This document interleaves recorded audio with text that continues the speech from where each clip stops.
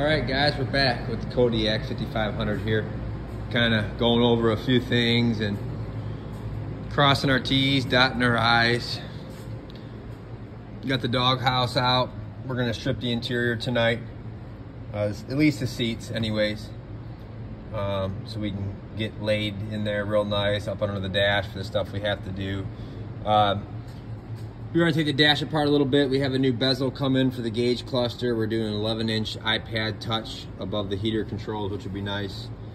We're just kind of starting to look and get an idea before we start pulling apart here.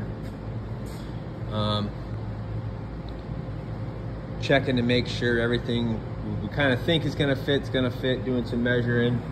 We were able to find our clutch housing, as you can see.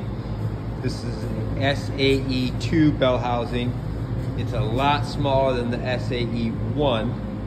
The SAE1 has the mount holes on the side for extra mounts, and it's 21 inches across the front. It's just a huge bell housing, clutch housing, excuse me. So I was able to find the number 2 for this transmission, which was super hard to find. They did not make many of them. I did find, you can get aftermarket aluminum ones, which I didn't want. I did get a nice factory Eaton Fuller cast one. So I got that. It does fit nice. These big transmissions, this is the twin counter shaft with the retainers that stick out. So in fact, I'll pull this clutch housing off real quick and I'll show you here. You can see that the, it has the twin counter bearings. So I got to clean that surface, get a new gasket for that. So not the easiest bell housing to find, clutch housing, but we got it, we found it. We have a number 2 SAE2 coming for the 5.9. So these two will bolt together finally, and we'll have that figured out. All the parts did come in today. I'm gonna lay them all out and do a video of that. We got the billet freeze plug for the rear. We already had the front and rear main seal and stuff over there. Oil pans painted, oil pan gaskets there. The head studs came in today. The factory Cummins head gasket came in today. And it's actually a nice kit. It came with the valve cover, the head gasket and everything. So we're gonna use the exotic diesel head studs for this one. Oil cooler came in. So all the parts to build this motor came in. So now that we have everything, it's time to get this motor cleaned up, degreased, put together. Get the 8.1 and the Allison out, and then we can start the fitment process. And again, this truck, it's probably a dumb thing to say, but I mean, this truck runs and drives perfect. So, why we're pulling it apart, really, guys, the only real reason why we're doing it is just for some fuel mileage and an experiment. It's kind of, we like to build stuff here and think outside the box a little bit. And this is a great truck. It runs good. It pulls like a horse. It just gets really bad fuel mileage. And this is one of the trucks that I want to keep for a while. And when I say a while, I mean, 5-6 years. And just be able to tow with every day. It's been a great setup for towing. The truck really does, it holds the trailers nice. It holds the road good. So thinking our seats are here. We'll do a video on those. We'll get them on the air ride frames. We're gonna soundproof the whole cab. Get this new drive line in there.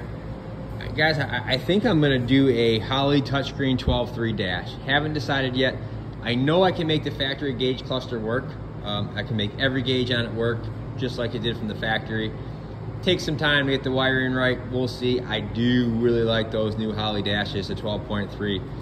You could put the turn signal blinkers in them. You can customize them, put your name in them. It just eliminates the need to get a bunch of pod gauges. You could put EGT boost, set alarms, the whole 9 yards. So probably gonna put one of those in it, real nice. We'll make it fit the factory gauge cluster, get a custom panel made from Initech. They do all the boat panels. And we'll go from there. We're gonna reuse the factory air cleaner. I'm gonna build a mount for the factory AC bracket so we can run the factory lines and all that stuff. Once we get into it more, we'll do some videos. We're gonna get the hood off it, the bumper off it, the course port off of it. get all the fluids drained, and get the 8.1 and the 496 out so we can get in there and work real nice. So the next step is get these two items cleaned up, mated together, get this motor put together, billet tap covers here, forgot to mention that. Get all the parts on there, get it cleaned, get it painted, get it bolted to the tranny.